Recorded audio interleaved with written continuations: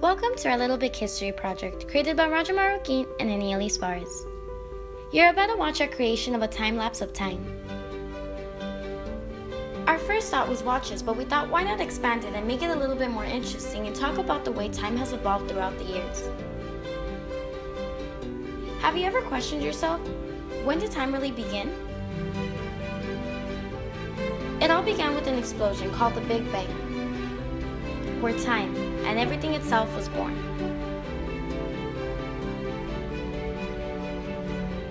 What exactly is time, you may ask?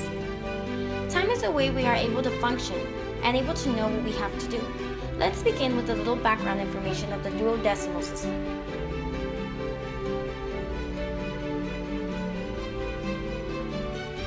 Billions of years later, collective learning emerged.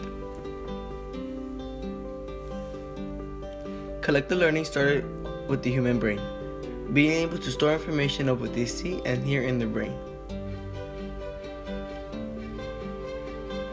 When symbolic language came around, it led humans to say information and spread it amongst other humans.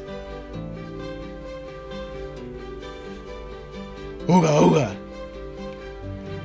The evidence we know today about time has been passed to us through origin stories and cave paintings. agriculture. In 1500 BC, Egyptians made a more understandable way of telling time. The first timekeeping devices were waved out throughout the sun. But however, these devices didn't work much in bad weather or at night.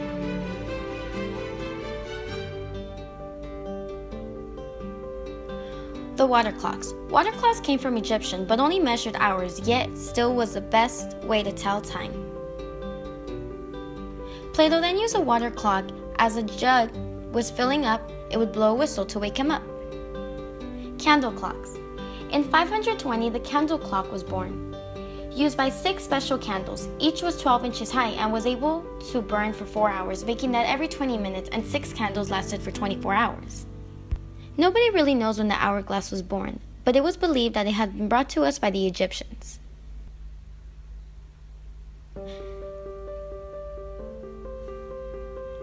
Mechanical clocks became very popular in the 14th century, but mostly used in churches and towers. Galileo made a huge impact in time when he realized that the regular swing of a pendulum can be used to regulate a clock. 2 years later, the first pendulum clock was built by a mathematician, Christian Huygens. Pocket watches were the next stage to timekeeping devices, made by a German locksmith. Quartz watches were invented in the 1930s. A life without time, how would that even look? If everything we do is based off of time, school and work. A life without time would just be really organized and complicated.